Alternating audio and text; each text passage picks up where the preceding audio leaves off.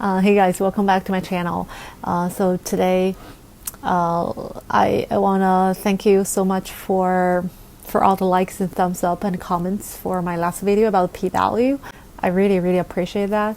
Quite a few of you asked me to talk about ANOVA, which is analysis of variance. Analysis of variance actually is a little bit more advanced topic, since it can't be explained within 5 minutes or 10 minutes. So that's why in today's video, I just give you a very a basic intuition of that, or intuitive understanding or intuitive explanation of ANOVA. I leave all the math part to the next video. Hope you find that helpful. Okay, and ANOVA, analysis of variance. Basically, we're testing more than 2 population means through testing variances. So yeah, let's get into it. Let's talk about ANOVA. So ANOVA stands for analysis of variance. It's an abbreviation of analysis of variance. AN stands for analysis of, this is VA, variance. So to reduce the length of this video, let me just talk about the ANOVA test. Let me just give you an intuitive understanding, intuitive explanation of the ANOVA test. Okay, and later videos I will talk about how does ANOVA test, or how does ANOVA relate to regression analysis with the single regressor and also with the multiple regressors. So ANOVA test basically testing this pair of hypotheses. So null hypothesis is mu1 equals mu2 equals mu3 or equals mu4. So we're using ANOVA test to test whether more than 2 population means are the same. An alternative one is at least 1 population mean is different. So more than 2 population means are the same. So more than 2 populations are involved. Here you should have more than 2 samples, right?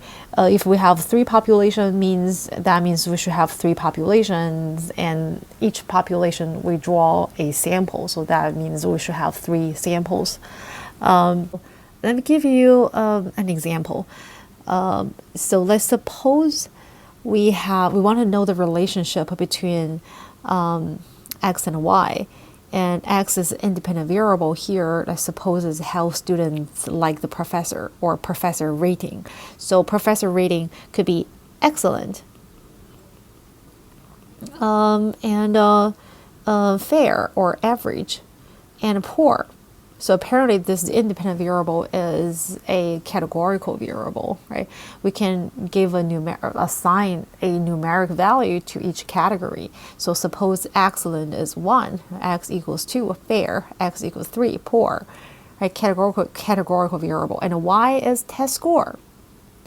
Could be a continuous variable, right? This dependent variable could be a continuous variable. So we want to know the relationship between x and y. Basically, we want to see how student-like professor affect student test score. Okay, so now let me give you this. Let me draw this population here. So we have population. I suppose. Let me zoom out a little bit. So we have this 3 population. So now this is population number 1. This many observations. Let's suppose this population number 1 is includes all the students' test score, all the test scores of the students who give the professor rating excellent. So for this group, x equals 1. We call it group number 1 or population number 1. You have this many observations. So we'll make the y1 test score, right, all the way to yn1.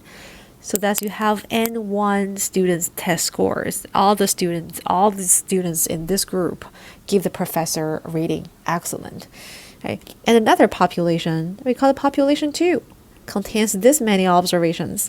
And it contains this many observations. And in this population, includes all the students' test score, or all the test score of students who give the professor rating fair. So now we have test score 1, 2, all the way to n. So in this case, student x2, x equals 2. So that's students give the professor rating fair. And for this population number 3, contains this many observations, and then you have all the scores of students who give the professor rating poor, so x equals 3. So you want to test whether this 3, right, mu1, mean scores for these 3 populations are the same, whether mu1 equals mu2 equals mu3. So you should look at this null hypothesis. We are testing this null hypothesis, right? So if this null hypothesis is true, what that really tell us? So if the mean scores are the same, what that really mean? So mean scores are the same, that means pause this video and think about it.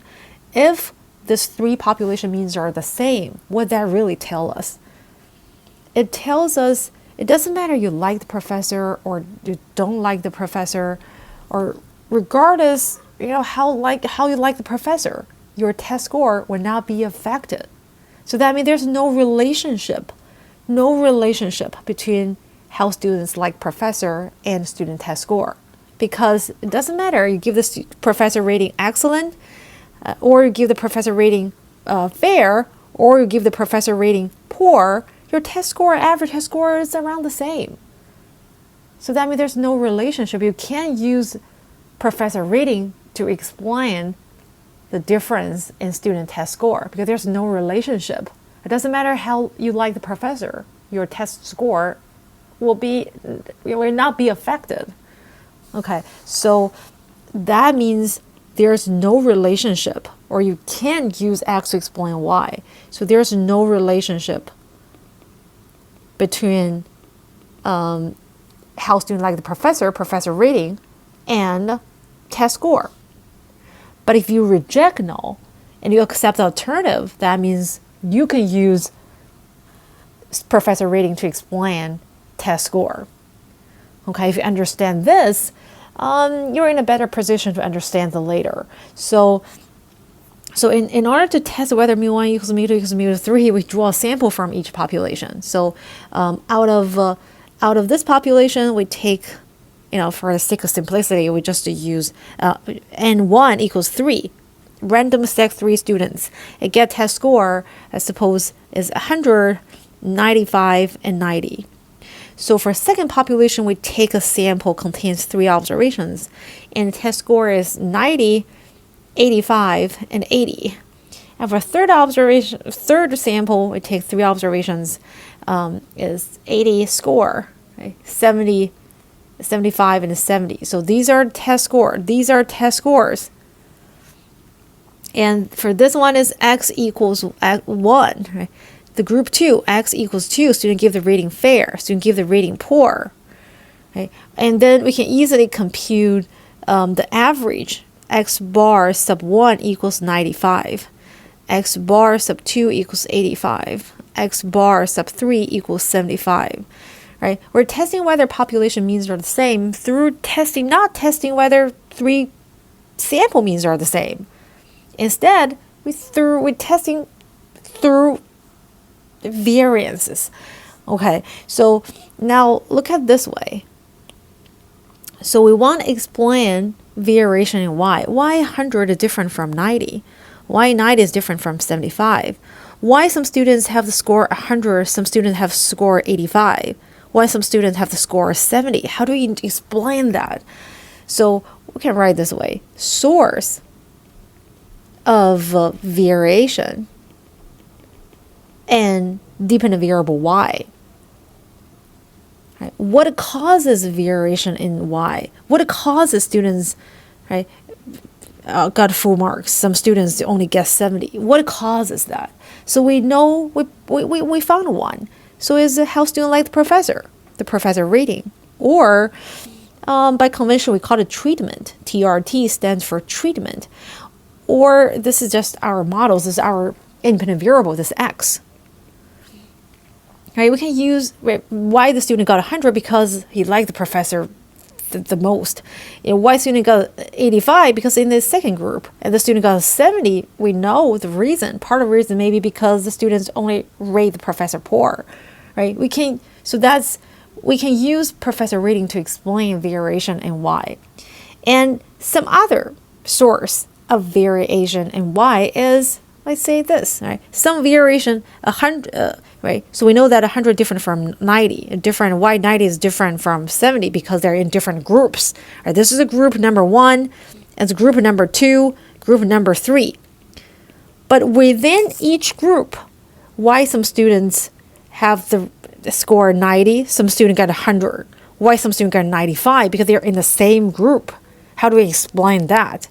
Right? If you only look at second group, some student get 80, some student get 85. What causes the difference? What can explain this variation within each group? Right? What can explain the variation in test score within each group? So then we don't know. We don't know. So that's we can attribute them to error or some unobserved variables. We don't know. So now there are two causes or two sources of variation in y. One is explained by the treatment by the professor ratings by different values of x, right? And the other is by some unobserved variable, some error. And then the whole idea, the underlying idea behind ANOVA is that you look at the total variation in y. You look at the total variation in y. So there's a total variation in y. Let me write it here. So there's a total variation in y. And look at what fraction of the variation in y can be explained by x, by professor rating. So we call this a variation in y that can be accounted for or can be explained by variation in professor rating, right? Could be 1 or 2 or 3. And what fraction of variation in y can be explained by some unobserved variable error? And then we just compare these two fractions. This part of variation in y explained by x, and this part of variation in y explained by error. Right, this part of variation in y explained by error. So if they're about the same, that means variation in y explained by the model, by treatment, by professor rating is not greater than variation in y explained by error. That means there's no treatment effect. That's the whole idea. So that means there's no treatment effect, meaning that mu1 equals mu2 equals mu3. That means no treatment effect. You can't use different professor rating to explain variation in y. So that's the whole idea. You're testing whether more than 2 population means are the same through comparing variances.